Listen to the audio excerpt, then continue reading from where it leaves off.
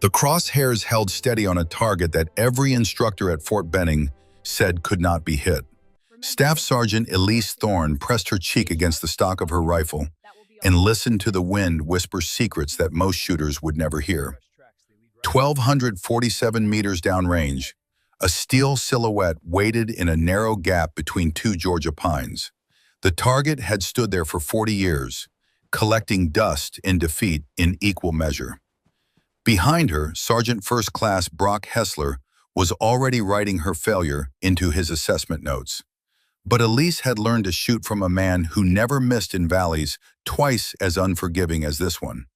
She had carried his memory across 2 deployments and 8 months of grief to reach this exact moment. And somewhere in the Montana soil where Thomas Thorne now rested, she could feel his presence like a hand steadying her shoulder. The shot would come. But first she had to survive 3 weeks of hell. 8 months earlier, the hospital room in Missoula had smelled like antiseptic in approaching winter. Thomas Thorne lay in the bed by the window, his frame diminished by the cancer that had carved through him like fire through dry timber. At 68, he still had the hands of a marksman, steady even as the rest of him failed. Elise sat beside him, holding those hands, feeling the calluses that 40 years of trigger discipline had created. "Promise me something," her father said, his voice barely above a whisper. She leaned closer. Outside the window, the Bitterroot Mountains rose against a steel-gray sky. Those mountains had been their classroom, their cathedral, the place where a little girl had learned that patience was not passive, but active, a choice made over and over until it became instinct. "Anything, Dad." Thomas turned his head to look at her. His eyes, still sharp despite everything else failing, held the intensity she remembered from 1,000 shooting lessons. "Finish what I started," he said. "Become the sniper I never could be." Elise felt her throat tighten. Her father had been a legend in Montana hunting circles, a man who could read wind and terrain like others read books. But he had never served, never taken that final step into the military world he had prepared her for since childhood. "I tried," she said quietly, "twice. Iraq put me in medical for 6 months. Afghanistan gave me another 4. The waiver, you have one more chance." Thomas squeezed her hand with surprising strength. Medical Review Board approved it. March 2026, the waiver expires. One final shot. He pulled her closer, his breath shallow. "Make it count, Elise. Show them what Thomas Thorne's daughter can do." 3 weeks later, she stood in spring rain beside his grave and made a promise to stone and earth in memory. Now, standing at the edge of Harmony Church with her duffel, and that promise burning in her chest, Elise watched January sunlight cut through Georgia pines and wondered if 3 weeks would be enough time to keep her word. The bus from Fort Stewart had dropped her at the gates an hour before dawn. 23 other candidates had arrived that morning, materializing from the darkness like ghosts reporting for duty. She was the only one who drew stares. The sergeant at the in-processing desk looked at her paperwork twice before speaking. "Thorne, Elise, Staff Sergeant, 3rd Infantry Division." He read the words like they confused him. "You are here for sniper qualification." It was not quite a question. Elise confirmed that she was. The sergeant stamped her forms without making eye contact and pointed her toward the barracks.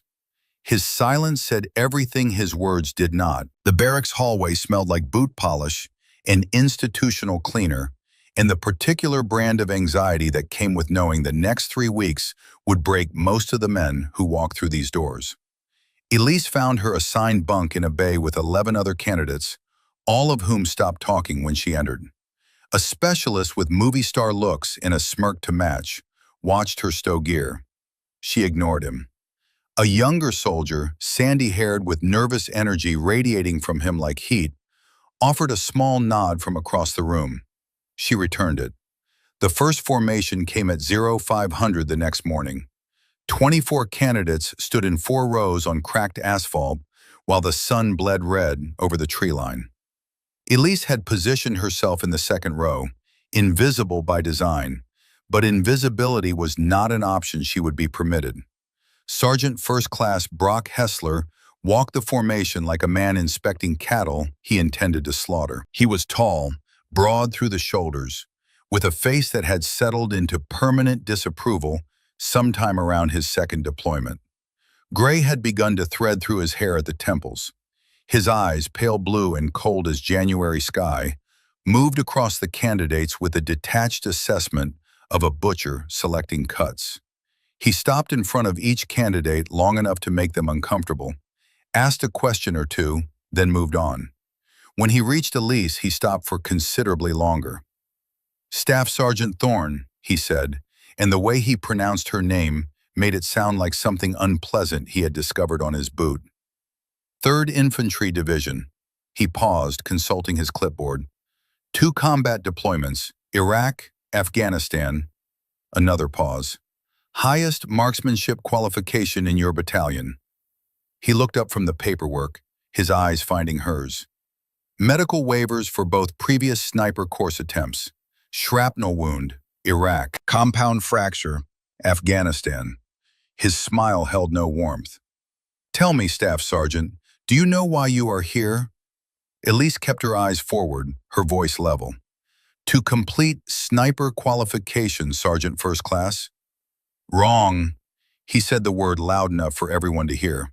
"You are here because someone in a Pentagon office decided that quotas matter more than combat readiness.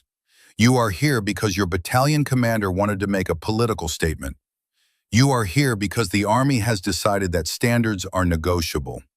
He stepped back, addressing the entire formation now. "But I want everyone to understand something. Standards are not negotiable in my school.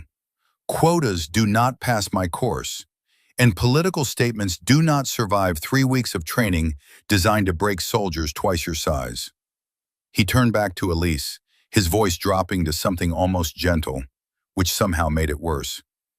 "I give you 1 week, maybe less." He moved on to the next candidate, leaving Elise standing at attention with her pulse hammering against her ribs and the eyes of 23 men recalculating everything they thought they knew about the next 3 weeks. Around her, she could feel the shift. The specialist with the smirk was grinning openly now. The sandy-haired soldier looked uncomfortable. No one looked surprised. That night, alone in her bunk while the others slept, Elise unfolded the photograph from her wallet. Her father stared back at her from 12 years ago, standing in a Montana meadow with his hunting rifle cradled in his arms, and the kind of smile she had spent her whole adult life trying to earn. The Bitterroots rose behind him, snow-capped and eternal. She touched the edge of the photograph with her thumb, feeling the wear from years of carrying it through 2 wars and 1,000 moments of doubt. "I made it here," she whispered to no one. "Now I just have to survive." She turned the photograph over. On the back, in her father's precise handwriting, 3 lines. Elise's promises. 1. Graduate high school, check. 2. Serve honorably, check, mark. 3. Become Army sniper, __. The 3rd line remained unchecked, waiting. Elise closed her eyes and saw her father in that hospital bed, his hand gripping hers, his voice asking for one final gift. She had given him her word. In 3 weeks, she would check that final box or die trying. The next morning brought the first classroom session, and with it the full weight of what she was facing. Hessler stood at the front of the room, explaining ballistic coefficients and bullet drop, while his eyes kept finding her in the back row. When he asked a question about wind drift calculation at 600 meters, she answered correctly, citing the formula her father had drilled into her before she was old enough to understand the mathematics behind it. Hessler told her she was wrong and moved on. When she answered a question about mirage reading, he interrupted her halfway through to call on someone else. The specialist, Cody Vance, gave an answer that was technically inferior, but received a nod of approval. The message was clear. Nothing she did would be good enough. Nothing she achieved would be acknowledged. But Elise had learned patience from a man who once waited 19 hours in a frozen blind for a single shot at a bull elk. She had learned silence from a father who spoke more with his hands than his words. And she had learned, in the hardest possible way, that the people who doubted you only had power if you let them inside your head. Sergeant First Class Hessler thought he was going to break her. He had no idea who he was dealing with.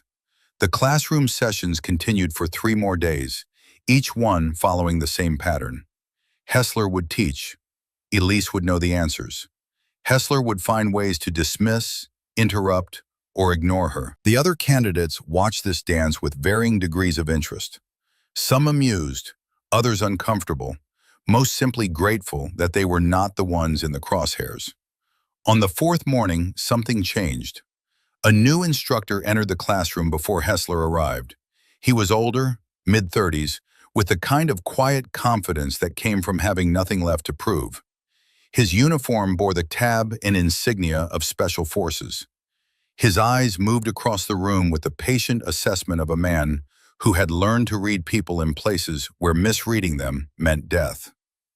"Sergeant First Class Marcus Webb," he said by way of introduction, "I will be assisting with your marksmanship evaluation phase." He did not look at Elise any longer than he looked at anyone else. He did not single her out. He did not make her feel like a problem to be solved. It was such a small thing, being treated like just another candidate, but after 4 days of Hessler, it felt like oxygen after drowning. Webb began reviewing the fundamentals of precision shooting, and his teaching style was nothing like Hessler's. Where Hessler lectured, Webb discussed. Where Hessler dismissed questions, Webb explored them. His voice carried the weight of experience without the edge of judgment. Halfway through the session, he posed a scenario involving a target at 800 meters with a quartering crosswind and asked for input on holdover adjustments. Elise answered before she could stop herself. The words came out clean and precise, a calculation her father had drilled into her before she was old enough to understand why it mattered. She included variables that most shooters would miss: the effect of temperature on powder burn rate, the way crosswinds at different altitudes created drift patterns that required compensation beyond simple formulas. When she finished, Webb nodded. "That is correct," he said simply. He looked at her for a moment longer than necessary, and something in his expression suggested he had just filed away an important piece of information. Hessler arrived late to that session. He stood in the back of the room with his arms crossed and his jaw tight, watching Webb teach with an expression that bordered on territorial. When the class ended, he intercepted Elise at the door. "Showing off for the new instructor," he said quietly, trying to make friends. She did not respond. He leaned closer, his voice dropping. "It will not help you, Staff Sergeant. Webb does not grade the final qualification. I do." She held his gaze for exactly 2 seconds, then walked past him without a word.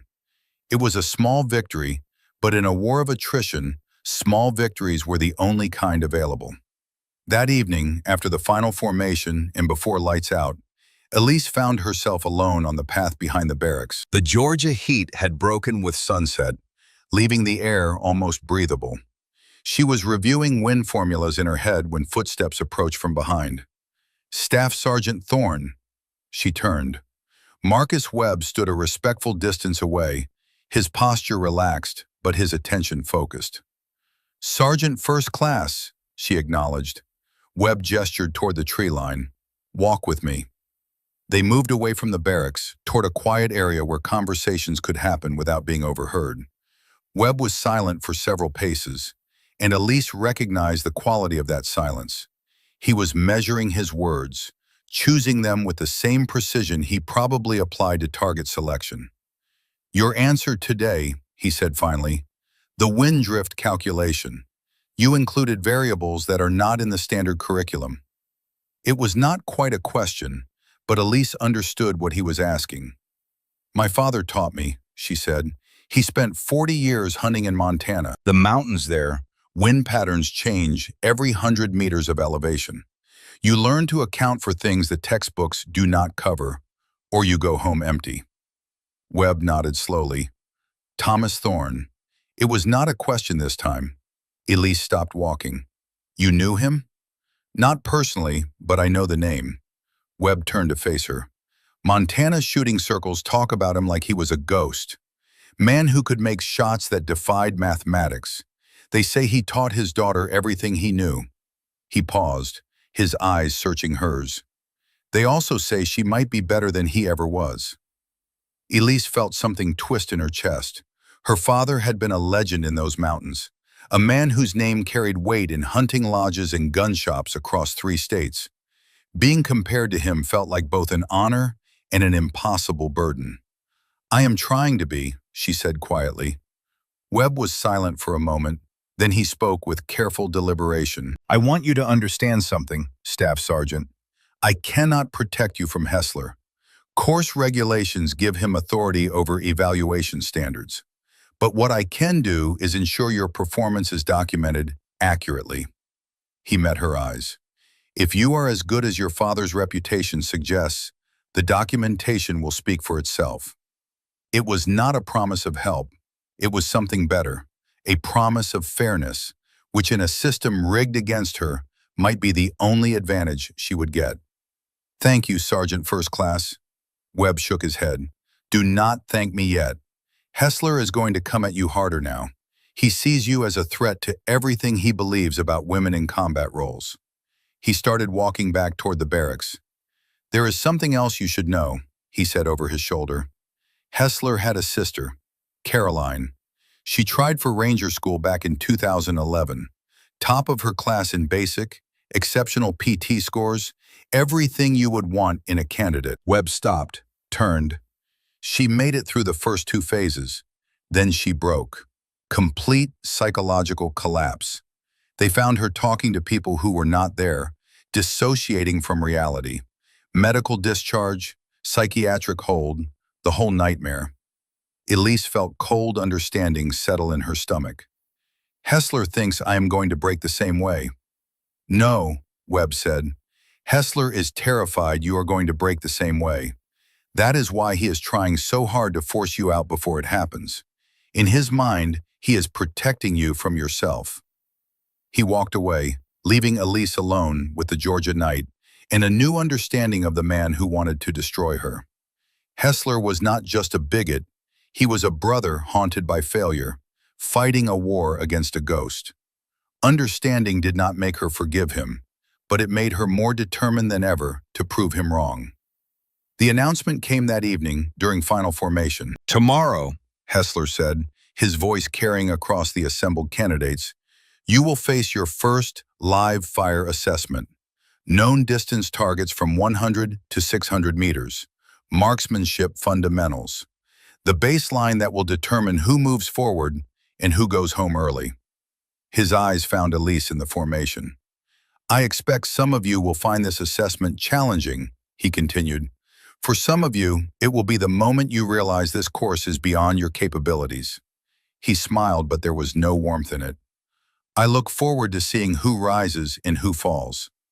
That night, Elise cleaned her rifle 3 times. She checked her scope alignment twice, then checked it again. She ran through wind calculations in her head until the numbers blurred together, constants and variables dancing behind her closed eyes. And when she finally lay down in her bunk, she pulled out her father's photograph one more time. He stared back at her from that Montana meadow, forever frozen in a moment of confidence and competence and the quiet satisfaction of a man who had mastered his craft. Tomorrow, she whispered to the image, tomorrow I show them what you taught me. She thought about the valleys he had taken her to as a child, the patient hours spent teaching her to read, wind and grass movement, and mirage shimmer. She thought about the afternoon when she was 15 and made a shot at 900 meters that her father called the finest piece of shooting he had ever witnessed. That was the last hunting trip they took together before she enlisted. Now, 12 years later, she was about to use every lesson he had given her to survive a test designed to break her. Elise turned the photograph over and looked at that third unchecked line. Become Army Sniper, __. Soon, she promised. Soon, Dad. The range at Harmony Church stretched out under a pale morning sky, targets positioned at measured intervals from 100 to 600 meters. 24 candidates lined up at their assigned lanes, rifles checked and rechecked, nerves humming beneath the surface of military discipline. Elise drew lane 17. Hessler positioned himself directly behind her. She settled into her prone position and pressed her cheek against the stock. Through her scope, the 100-meter target appeared crisp and clear, the black silhouette stark against the Georgia clay. Something felt wrong immediately. The reticle was off. Not by much, a fraction of a degree that most shooters would never notice. But Elise had been looking through rifle scopes since she was 9 years old, and her body knew the geometry of a properly zeroed weapon the way a pianist knows the spacing of keys. Someone had adjusted her elevation. Recently. She did not react, did not turn around, did not give Hessler the satisfaction of seeing her discover what he had done. Instead, she performed the calculation in her head. If the scope was off by this much at 100 meters, it would be off exponentially worse at longer distances. She would have to compensate manually for every shot. Hold low when the scope told her to hold center. Trust her instincts over her equipment. Her father's voice echoed in her memory, clear as if he were lying beside her on this range. The rifle is just a tool, Elise. Your body is the weapon. She fired. The round struck center mass. She adjusted based on instinct rather than optics. Fired again. Center mass. 5 rounds, 5 hits. A grouping tight enough to cover with a silver dollar. Behind her, she could feel Hessler's confusion radiating like heat. At 200 meters, she compensated again.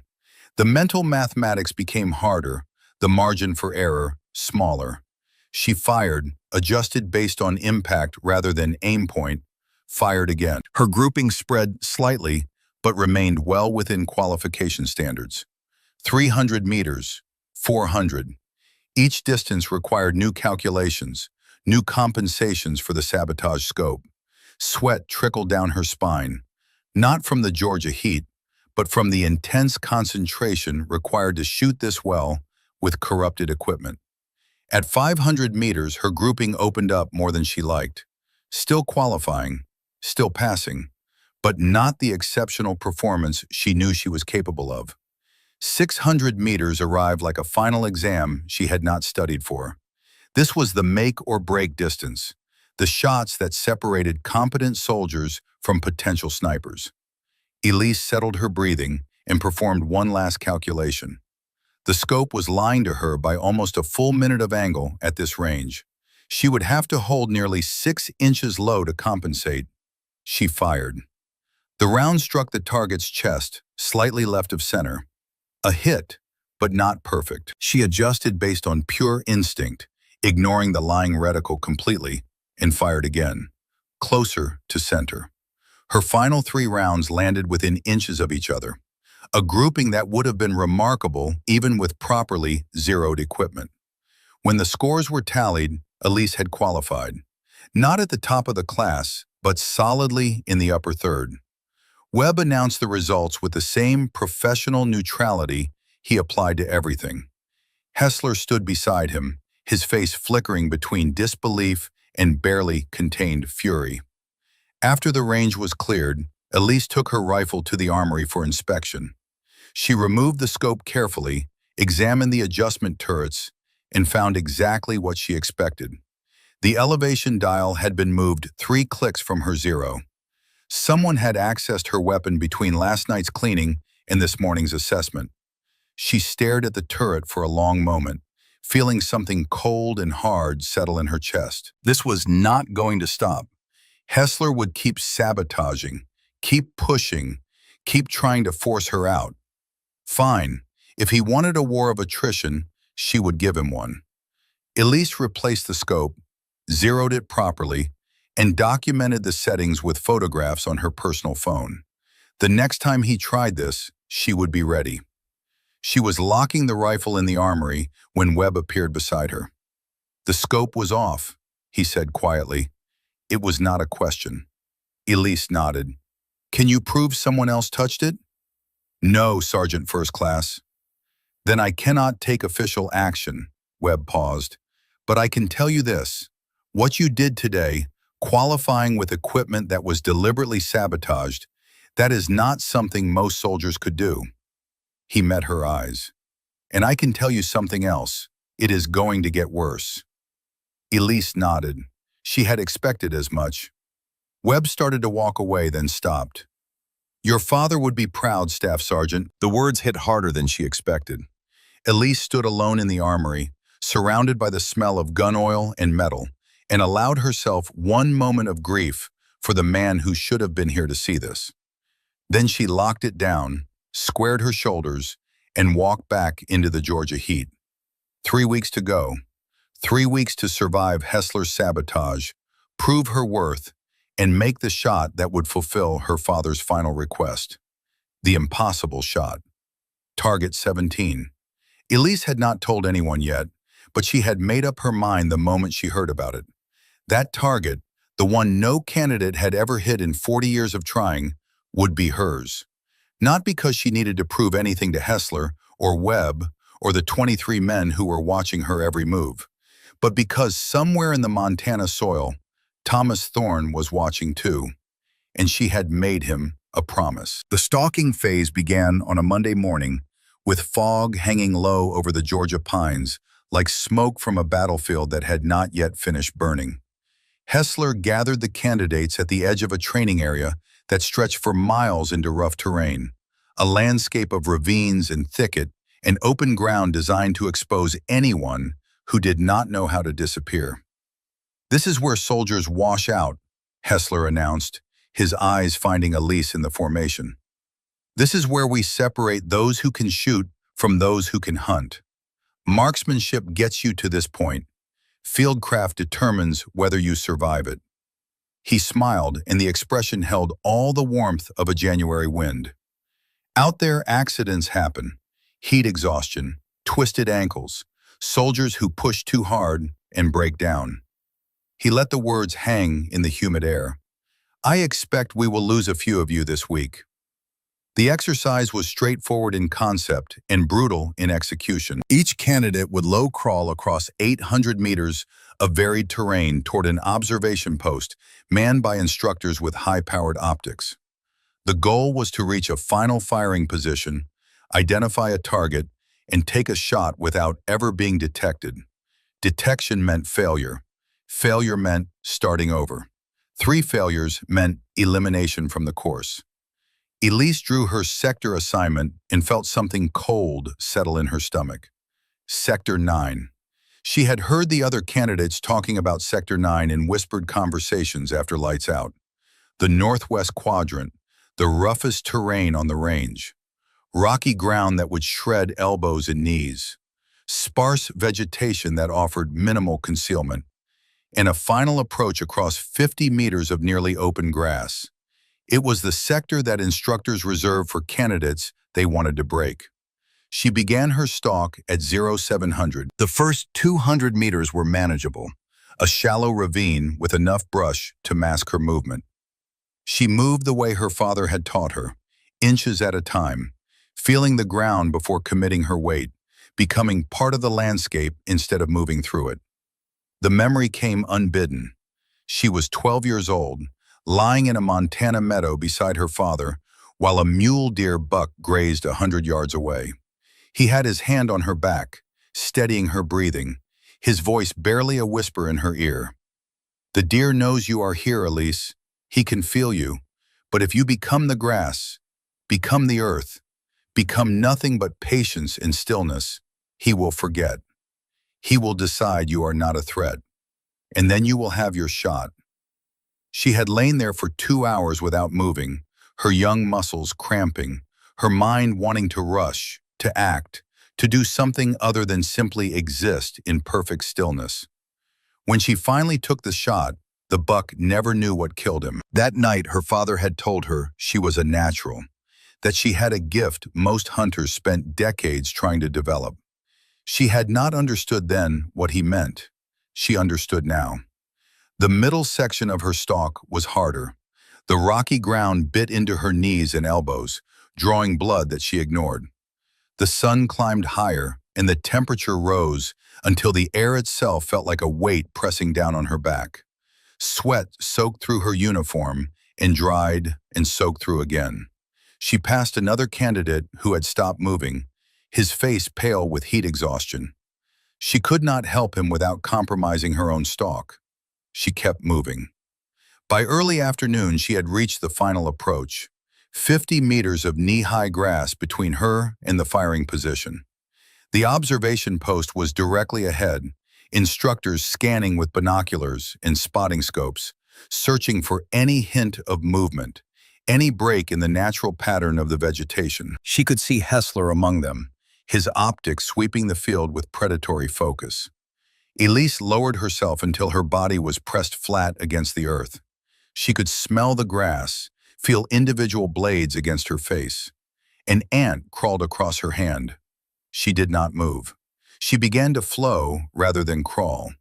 Each motion synchronized with the breeze that rippled through the grass, her ghillie suit blending with the vegetation until she was invisible, even to herself. When the wind paused, she paused. When it moved, she moved. Her breathing slowed to match the rhythm of the natural world around her. It took her 90 minutes to cross those 50 meters. When she finally reached the firing position, she identified her target through her scope, calculated the distance by terrain reading rather than technology, and squeezed the trigger. The shot was clean. Center mass at 420 meters, her range estimation within 10 meters of actual distance. She had completed the stalk without detection. An hour later, she stood before Hessler while he reviewed her scorecard. His face was a mask of professional neutrality, but his eyes burned with something uglier. "Staff Sergeant Thorne," he said slowly, making each word deliberate, "your shot was accurate. Your approach was undetected." He paused, and in that pause, Elise could feel the ambush coming. "However, I observed that during the final 50 meters, your left elbow rose above the grass line on 3 separate occasions. This constitutes detection in a combat environment." The words hit like a physical blow. "I was not flagged by any observer, Sergeant First Class." "I am an observer," Hessler replied, his voice smooth as oil, "and I am flagging you now." He made a note on his clipboard with the careful precision of a man driving nails into a coffin. "This stalk is graded as a failure. You will repeat the exercise tomorrow." Elise stood at attention, her mind racing through regulations and protocols, searching for grounds to challenge the ruling. Her mouth opened to speak, to protest, to fight back against this blatant sabotage. Before she could form words, another voice cut through the tension. "Sergeant First Class Hessler." Marcus Webb approached with his own clipboard in hand, his stride unhurried but purposeful. "I was observing from the secondary post during Staff Sergeant Thorne's approach. At no point did I observe any exposure above the vegetation line." He stopped beside Elise, not quite standing between her and Hessler, but close enough to make his position clear. "I have documented my observations here." Webb held up a form, filled out in precise handwriting. Hessler's expression flickered. "Sergeant First Class Webb, this candidate is assigned to my evaluation section, and course regulations state that any disputed observation call must be resolved by senior instructor review," Webb said. His voice remained level, professional, but there was steel beneath the words. "I am prepared to submit my documentation to the course commander if necessary." The silence stretched between them like razor wire.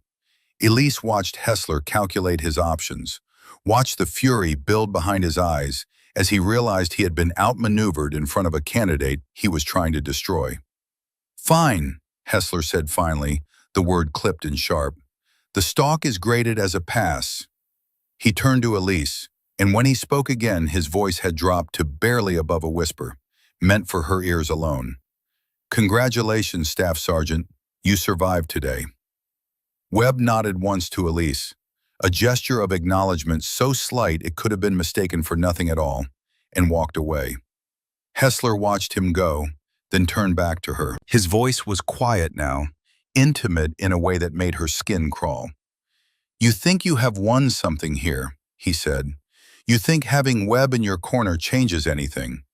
He leaned closer, and she could smell coffee and something else beneath it, something that might have been desperation or might have been rage. "The field exercise is next. 3 days in the bush. No observers to save you.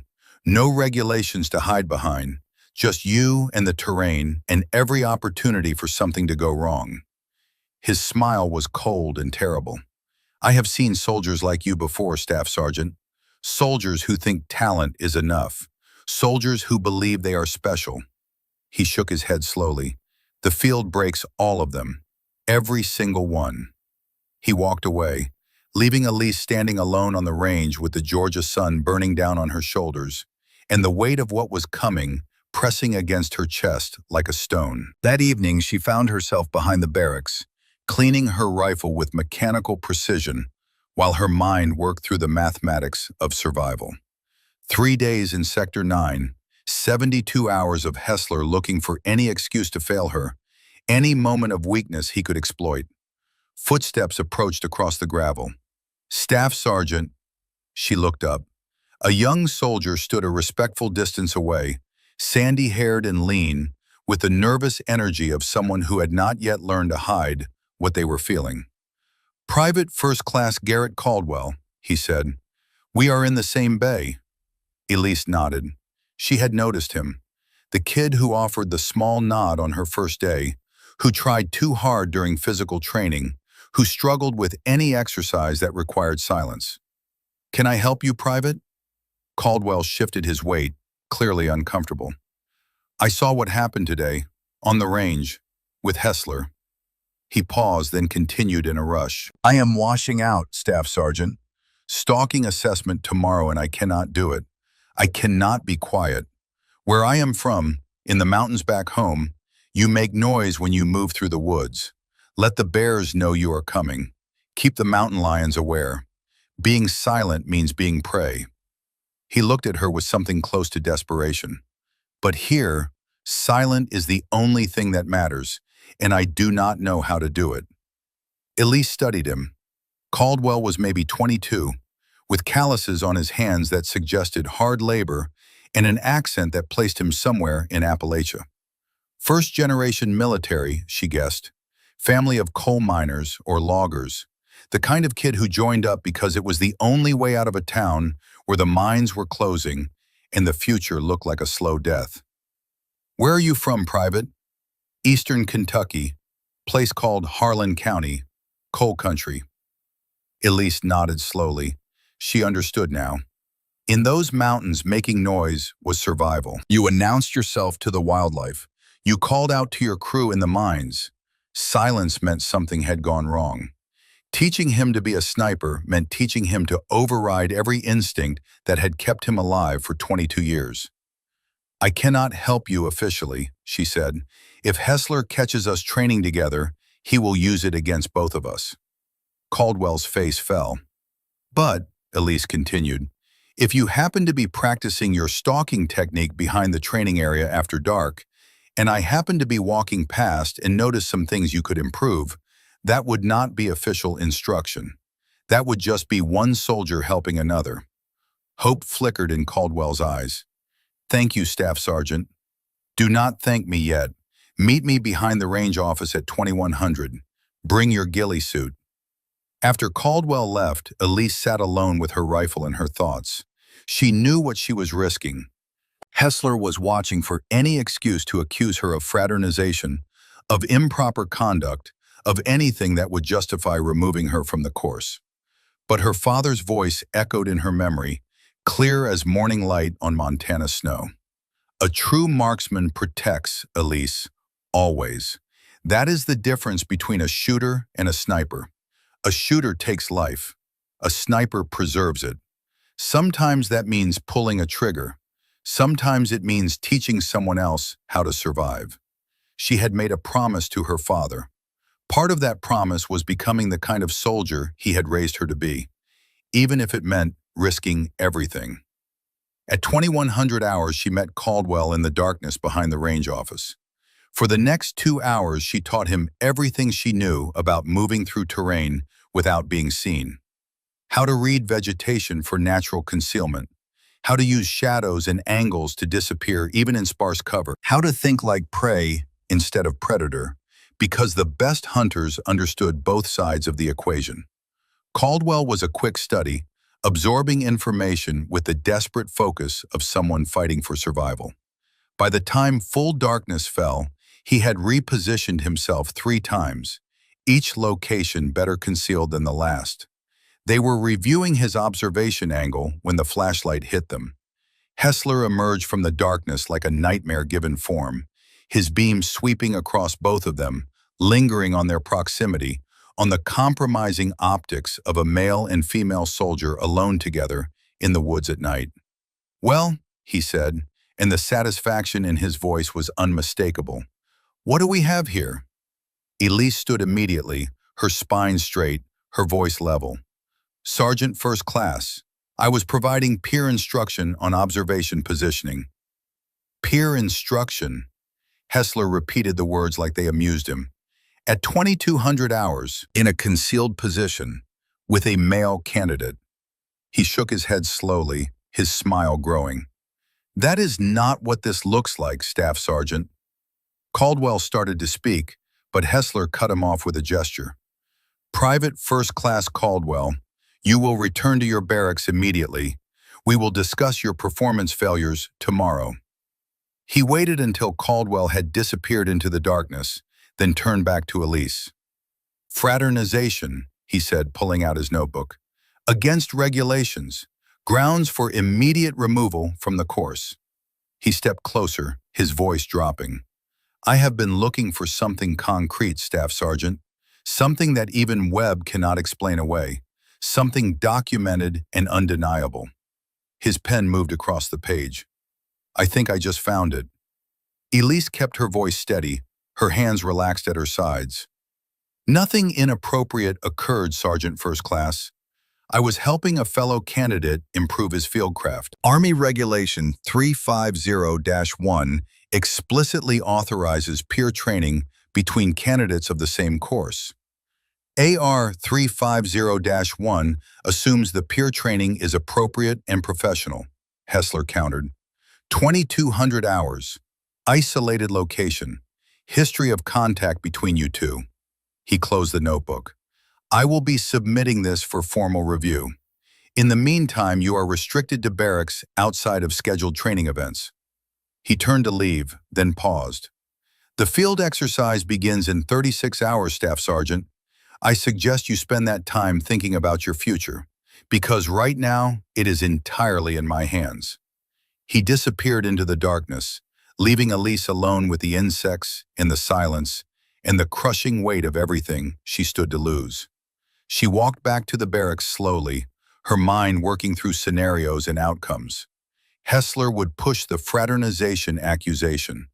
Webb might defend her again, but regulations were regulations. Even the appearance of impropriety could be enough to end her career, let alone her chance at sniper qualification. 8 months ago, she had made a promise to a dying man. Now that promise was slipping through her fingers like water, and there was nothing she could do to stop it. She was lying in her bunk, staring at the ceiling, when she heard whispered voices from the hallway. 2 men talking in tones meant to be private. She recognized both voices immediately, Hessler and Cody Vance. Elise knew she should walk away. Eavesdropping on instructors was the kind of thing that could end a career even faster than fraternization accusations. But something in Hessler's tone made her stop. Something raw and wounded that she had never heard from him before.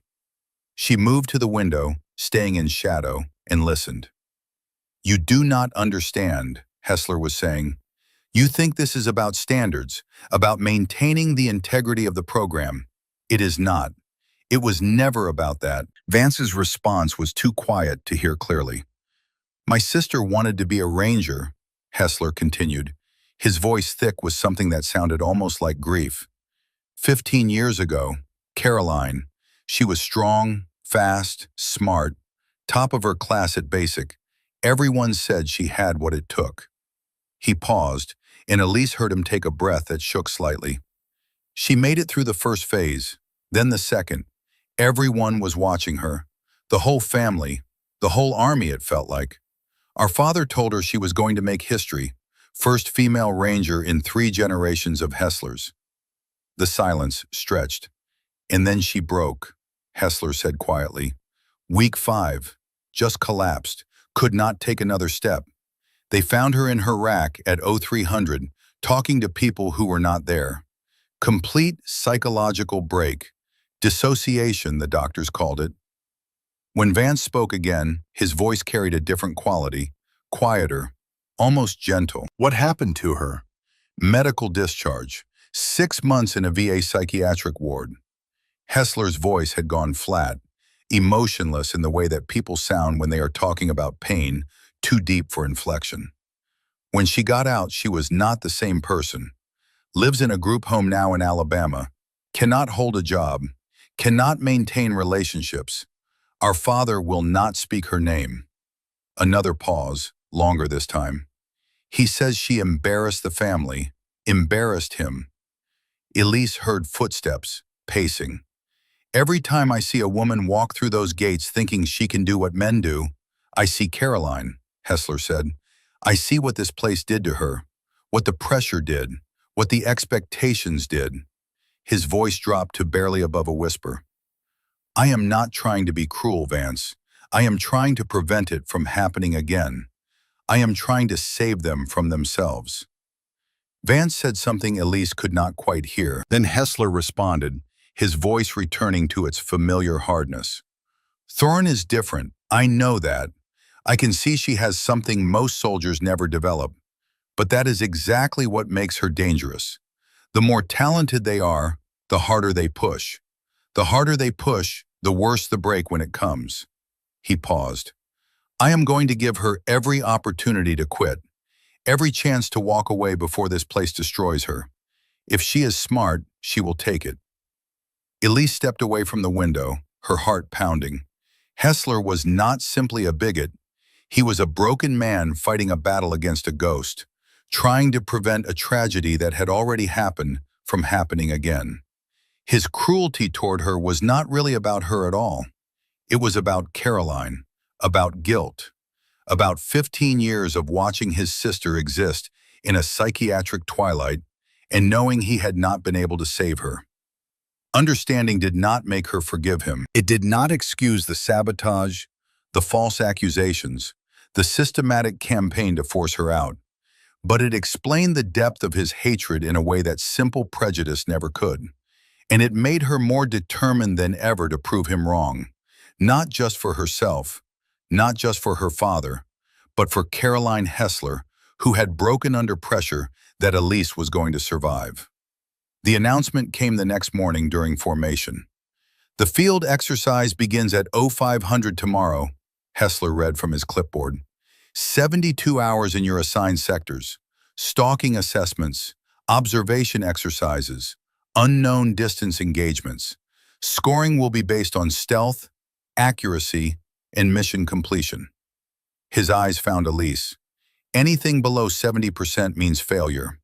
He paused, letting the words sink in. Staff Sergeant Thorne, you have been assigned Sector 9. A murmur ran through the assembled candidates. Everyone knew about Sector 9, the sector where no one scored above 85%. The sector that Hessler used to break candidates he wanted gone. Caldwell caught her eye from across the formation. His expression was tight with concern. Elise kept her face neutral, her spine straight. She had expected nothing less. That night, after the barracks had gone quiet, she sat on her bunk and studied the topographical map she had borrowed from the range office. Sector 9 spread across the paper in contour lines and elevation markers, a landscape of punishment rendered in cartographic detail. Rocky ridges, dense thicket, observation posts positioned to maximize difficulty. 72 hours in terrain designed to destroy her. But Elise had grown up in mountains that made Georgia look gentle. Her father had taught her to navigate by stars when compasses failed, to find water where maps showed none, to survive in conditions that would kill most soldiers before their second day. Hessler thought Sector 9 would break her. He had no idea what she was capable of. She pulled out her father's photograph and held it to the dim light. Thomas Thorne stared back at her, forever captured in that Montana meadow with his rifle and his smile and his absolute confidence in the daughter he had raised. 3 more days, she whispered to the image. 3 days and then qualification. And then I make the shot that no one has ever made. She turned the photograph over, looked at that third unchecked line. Become Army Sniper __. Almost there, Dad, she said. Almost there. The field exercise began before dawn, with candidates dispersing into their assigned sectors like ghosts fading into morning mist. Elise shouldered her pack and stepped into Sector 9 with nothing but her rifle, her training, and her father's memory to guide her. Behind her, Hessler watched from the command post, his eyes tracking her movement until she disappeared into the Georgia wilderness. He had given her his worst terrain, his hardest challenges, his most brutal test. Now he would see if Thomas Thorne's daughter had what it took to survive. 72 hours in Sector 9 nearly killed her. The terrain was worse than the map suggested, worse than the whispered warnings from candidates who had attempted it in previous classes. Rocky slopes that turned her knees and elbows into raw meat. Thickets so dense she had to low crawl for hundreds of meters at a time, her pack catching on branches, thorns finding every gap in her uniform. Observation posts positioned on every high point, manned by instructors who seemed to know exactly where she would be before she got there. But Elise did not break. The first day was about endurance. Miles of terrain covered under a sun that turned the Georgia woods into a furnace. She moved through it like water through stone, finding paths of least resistance, conserving energy where others would waste it fighting the landscape. Sweat soaked through her uniform and dried and soaked through again. Insects found every exposed inch of skin. The pack straps dug into her shoulders until the pain became background noise. Just another sensation to be acknowledged and dismissed. By afternoon of day 1, she had reached her first objective. An unknown distance target nestled in a clearing 400 meters below her position on a ridge. No rangefinder, no spotter, just her eyes and her instincts, and the lessons burned into her memory. She read the terrain the way her father had taught her. The size of the target relative to familiar objects, the way vegetation changed with distance, the subtle haze of atmosphere between her and the objective. She estimated 420 meters. She adjusted for the downward angle, calculated the mild crosswind from the movement of leaves at different distances, and took her shot. The round struck 2 inches left of center. A hit, not perfect, but enough. She marked her position on her map and moved on. The second day brought observation exercises, hours spent motionless in concealed positions, documenting activity at a simulated enemy camp, while instructors actively searched for her location. The stillness was its own kind of torture. Muscles cramped, joints locked. The mind wandered to dark places when the body could not move. Elise let herself drift into the meditative state her father had called the quiet place, a space between thought and action where awareness expanded to encompass everything and nothing demanded attention. She watched the camp. She documented movements. She remained invisible. On the morning of day 3, she encountered the tripwire. It was stretched across the trail she had been following, positioned at ankle height where the morning shadows made it nearly invisible. A training device meant to simulate enemy defenses, but also meant to test awareness and reaction, or possibly meant to catch one specific candidate who Hessler wanted to fail. Elise stopped 3 inches before her boot would have struck it. She studied the wire, traced its path to attachment points on trees flanking the trail, and understood immediately what it represented. A test, a trap, a message. She disarmed it carefully, photographed it with her personal phone for documentation, and continued. The final assessment came on day 3, a stalk across Sector 9's infamous ridge approach, 400 meters of exposed rocky terrain leading to a firing position where she would engage an unknown distance target while under observation from multiple posts. It was the approach that had broken every candidate assigned to Sector 9 for the past 3 years. Elise began at 0600 and did not reach the firing position until 1400. 8 hours to cover 400 meters.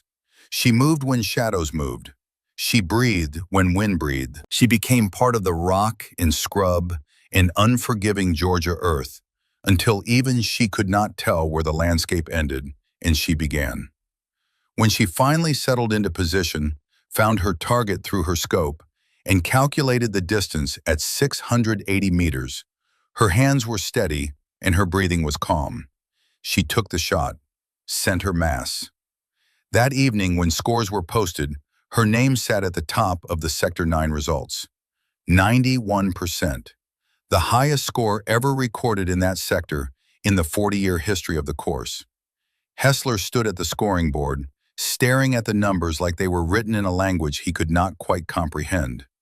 His hands trembled slightly as he held his clipboard. When Elise approached to review her scores, he turned to face her. 91%, he said quietly, in Sector 9. His voice held no satisfaction, no congratulation, just a kind of hollow disbelief. My father taught me the terrain is not the enemy, Elise said, her voice equally quiet. Fear is. She met his eyes. Your sister was not weak, Sergeant First Class. The system that broke her was broken, but I am not your sister, and you are not going to save me by destroying me. She walked away, leaving him standing alone with his clipboard and his ghosts. Qualification day dawned clear and hot. The remaining candidates assembled at Toddfield Range for the final assessment. Out of 24 who had started 3 weeks ago, 18 remained. 6 had washed out during the stalking phase, broken by terrain or heat or the relentless pressure of evaluation. Elise stood in formation and felt the weight of everything that had brought her here. Her father's death, the promise made beside his grave, the sabotage and accusations in 3 weeks of systematic attempts to force her out. All of it came down to today. Known distance shooting came first. Targets from 200 to 800 meters, the fundamental test of marksmanship that separated competent soldiers from precision shooters. Elise moved through the course with mechanical perfection. Her breathing was controlled. Her trigger press was smooth. Her groupings were tight enough that Webb, reviewing them with a spotting scope, made a note on his evaluation form that would later read simply, exceptional. She finished with a 98% score, second highest of the day, behind only a candidate named Jameson Kowalski, a 31-year-old sergeant with steady hands and a methodical approach to everything he did. Unknown distance came next. Targets at unmarked ranges scattered across varied terrain. This was where instinct mattered more than training, where the ability to read distance by eye separated good shooters from great ones. The first target appeared at what Elise estimated as 340 meters. She called her range, made her adjustments, and fired. Center mass. The second target, 580 meters. She read the terrain, calculated elevation change, and squeezed the trigger. Another hit. By the time she finished the unknown distance course, she had called every range within 10 meters of actual distance. Her shots landed center mass with a consistency that made the other candidates stop and watch. The stalking assessment was last. A final crawl through unfamiliar terrain toward an observation post that would be actively searching for her. Elise disappeared into the vegetation and did not reappear until she was in position, her crosshairs centered on the target, her presence undetected until she announced herself with a perfect shot. When the final scores were tallied and posted, her name sat at the top of the qualification list. Highest overall marks in the class. Staff Sergeant Elise Thorne had qualified as an Army sniper. But the day was not finished. Webb gathered the candidates at the far end of Toddfield, where the ground sloped down into a valley that held something most of them had only heard about in whispered conversations. Target 17. The steel silhouette was barely visible through the narrow gap between two Georgia pines, a dark shape shimmering in the heat mirage nearly 3/4 of a mile away. "This is optional," Webb announced, his voice carrying across the assembled group. "No one is required to attempt this shot. It does not affect your qualification score." He paused, and something in his expression suggested he understood the weight of what he was about to say. "But for those who want to try, this is your chance." Cody Vance stepped up first. He had qualified in the middle of the pack, his performance adequate but unremarkable. Now he settled into his firing position with the arrogance of someone who expected to succeed where everyone else had failed. He took his time, adjusted his scope, checked the wind flags positioned along the valley, made a show of his preparation. When he finally fired, the round disappeared into the trees 50 meters left of the target. He fired again, further left. A third shot sailed high and vanished into the hillside beyond the valley. Vance stood up, his jaw tight with frustration. "Wind shifted," he said to no one in particular. "Impossible to predict." He walked away without meeting anyone's eyes, his hands clenched into fists. Jameson Kowalski went next. His approach was more methodical, more patient. He spent several minutes studying the terrain, watching the grass move at different distances, reading the wind flags with the careful attention of someone who understood the variables involved. When he fired, the round struck the hillside just behind the target. Close, closer than most, but not enough. He stood and nodded once, accepting the miss with the quiet dignity of someone who understood his limitations. "Good attempt," Webb said. Kowalski stepped aside, his expression neutral. 3 more candidates tried, 3 more missed. The valley swallowed their rounds like it had swallowed every round fired at Target 17 for the past 40 years. 847 documented attempts, 0 successes. Then Garrett Caldwell stepped up. He had qualified barely, his stalking scores improved enough to push him over the threshold, his marksmanship carrying the rest. Now he looked at that distant target with the expression of someone who had nothing left to lose. He fired. The round fell short, kicking up dirt 20 meters in front of the target. He adjusted, fired again. Closer, but still short. His third round struck the hillside just below the steel. A miss, but respectable. He stood and caught Elise's eye, gave her a small nod. "Your turn," his expression said. The other candidates had either attempted their shots or declined. Only Elise remained. Hessler stepped forward before she could move. He positioned himself where everyone could see him, where his voice would carry across the assembled group. "Staff Sergeant Thorne," he said, and the way he spoke her name made it sound like a challenge. "The woman who thinks she can do what no man in 40 years has accomplished." He gestured toward the valley. 1,247 meters, variable thermals, shifting crosswinds, a shooting lane barely wider than your shoulders.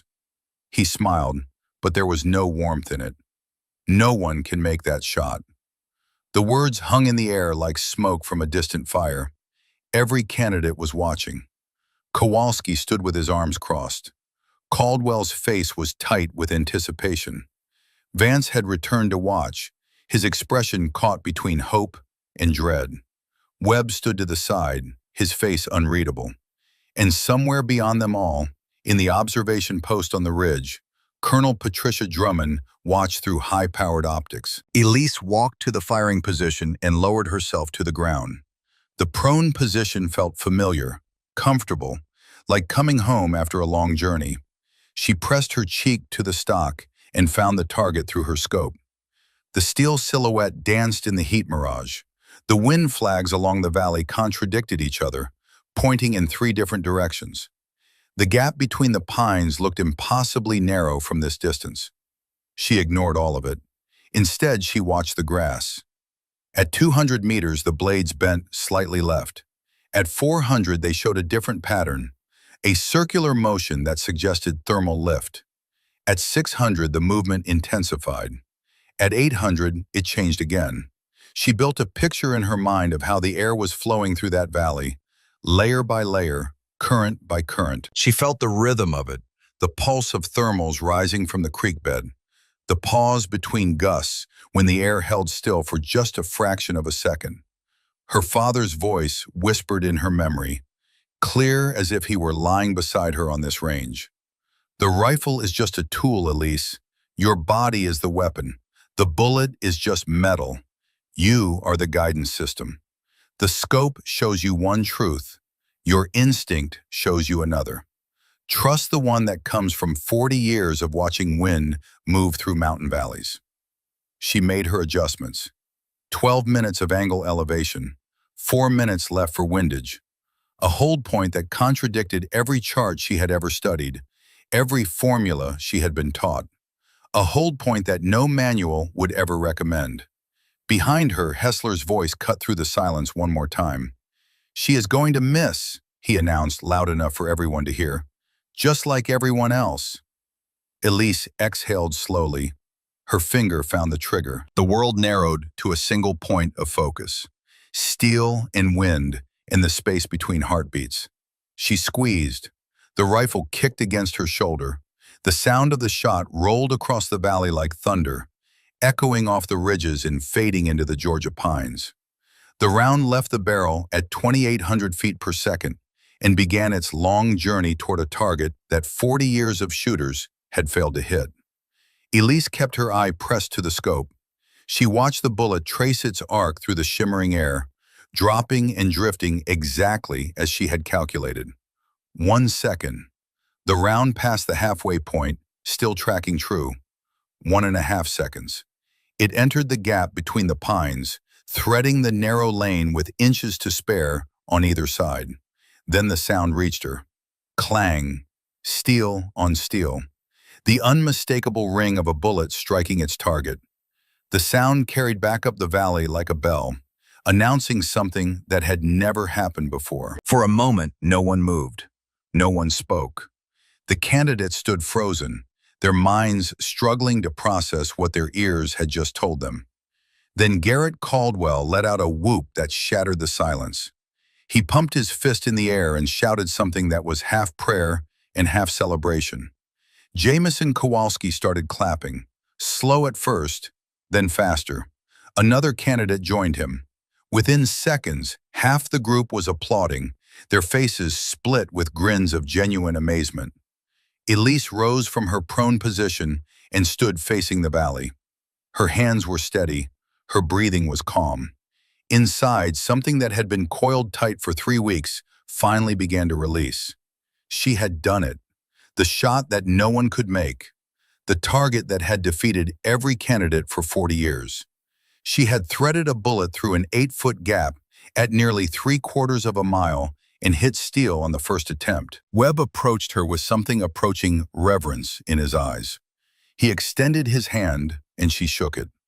"Staff Sergeant Thorne," he said quietly, "that was the finest piece of shooting I have witnessed in 20 years of service." He paused, his grip still firm on her hand. "Your father taught you well." Elise nodded, not trusting her voice.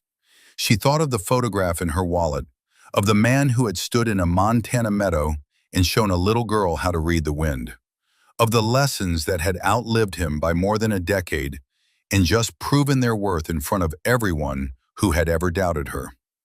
A murmur rippled through the crowd. The candidates parted to reveal a figure approaching from the observation area.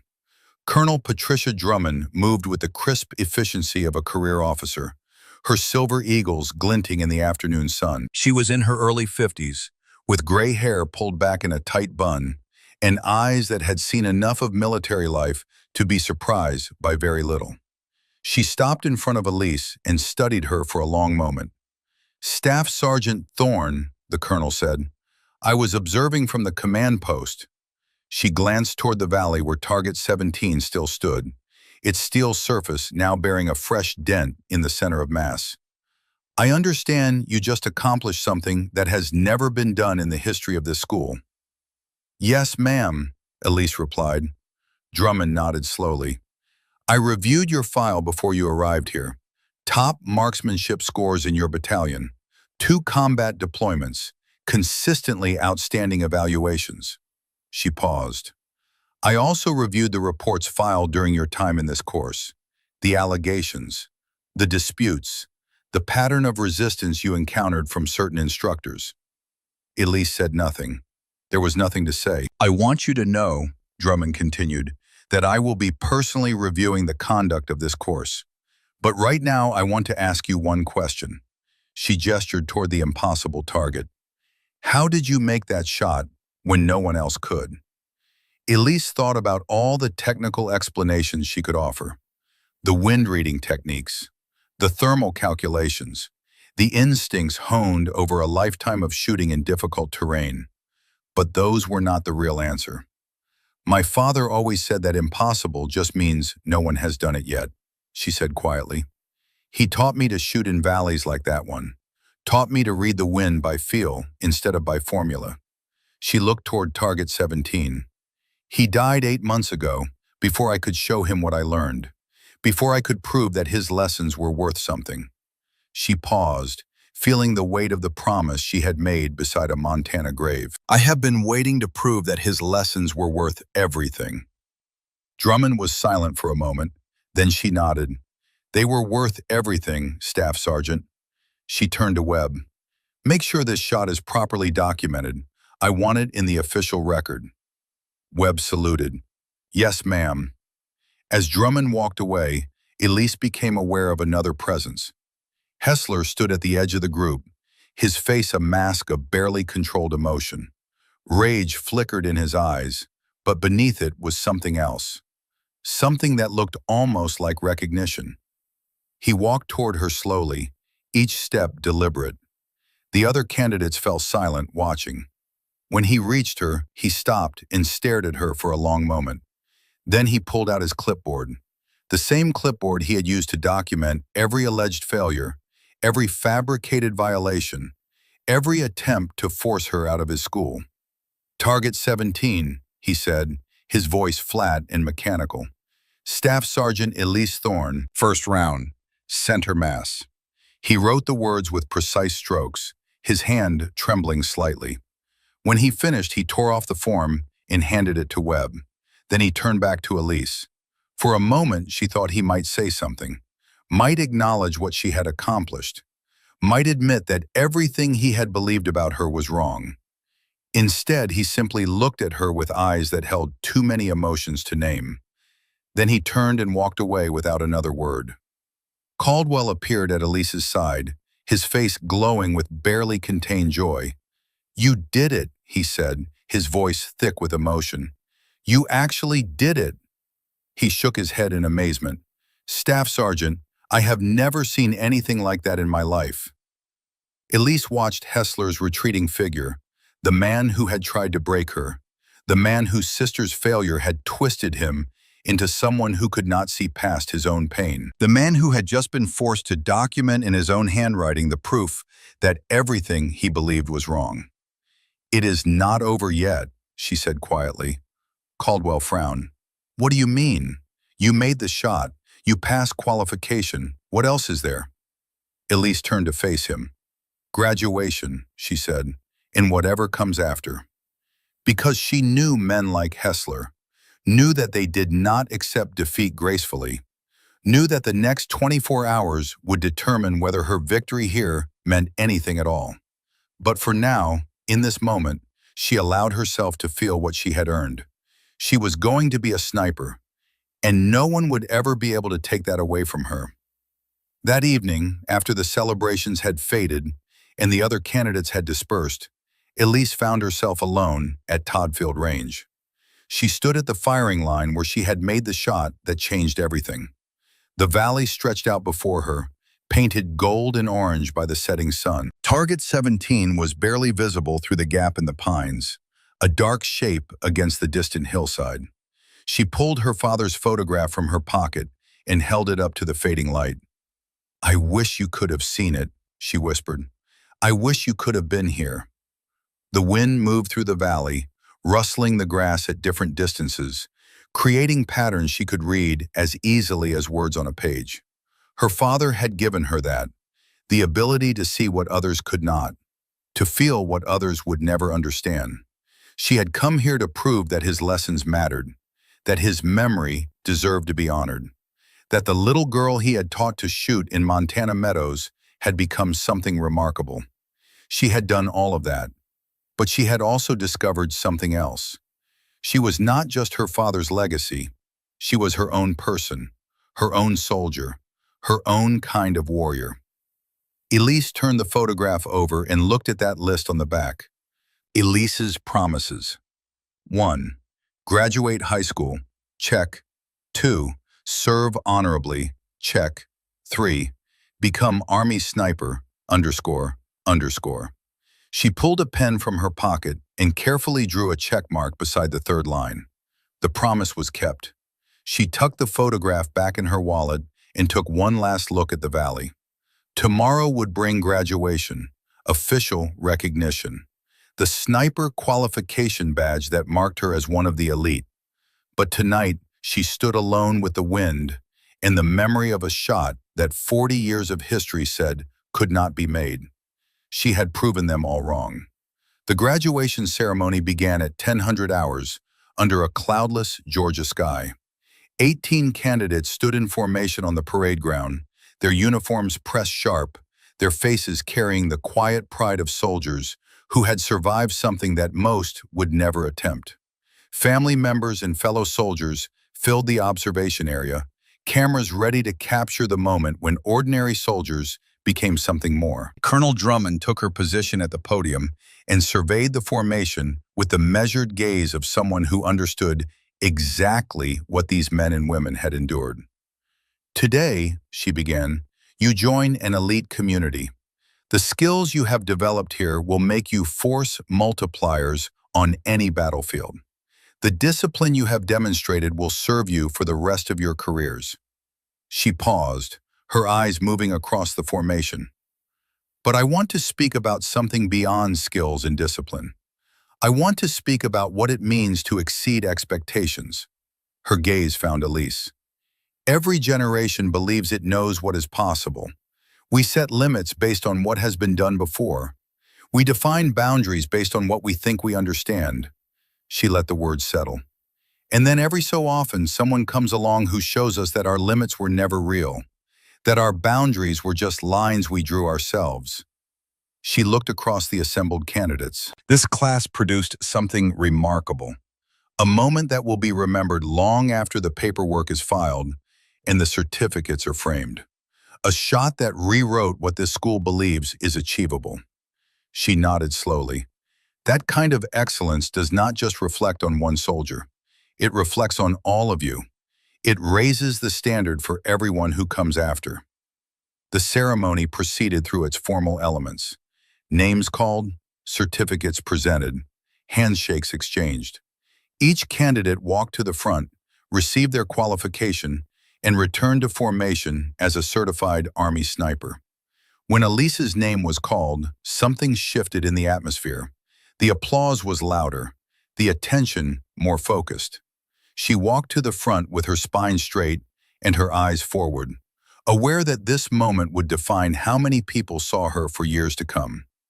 Hessler stood beside Drummond, holding the certificates. His face was a mask of professional neutrality, but Elise could see the tension beneath it, the tightness around his eyes, the rigid set of his shoulders. He had been ordered to participate in this ceremony, to hand qualification documents to the woman he had spent 3 weeks trying to destroy. Staff Sergeant Elise Thorne, Drummond announced, graduating with the highest overall score in the class. She paused.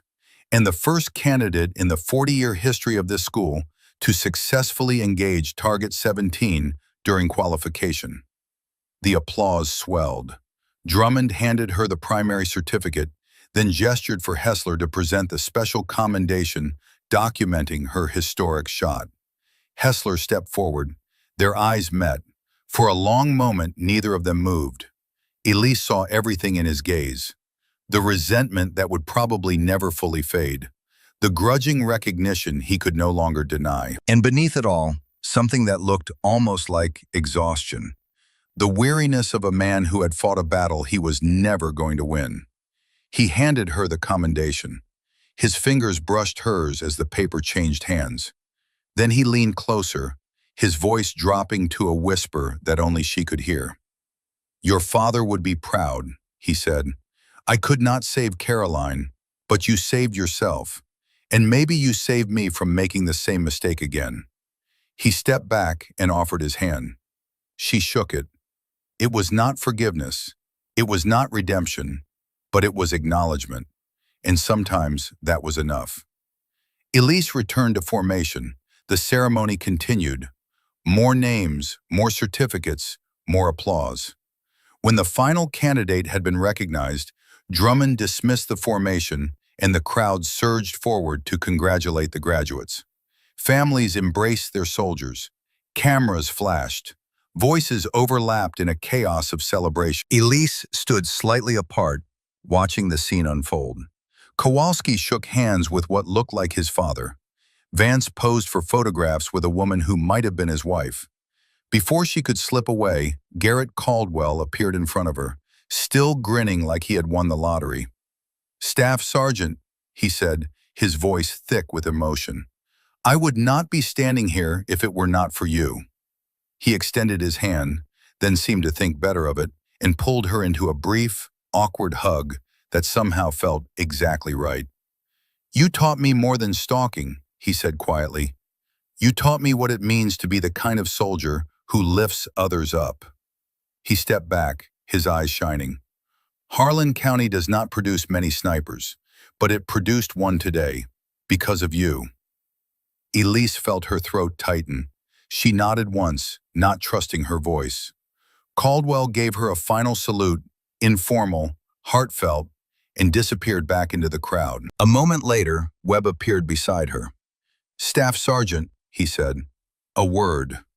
They walked away from the crowd, toward the tree line where they had spoken weeks ago.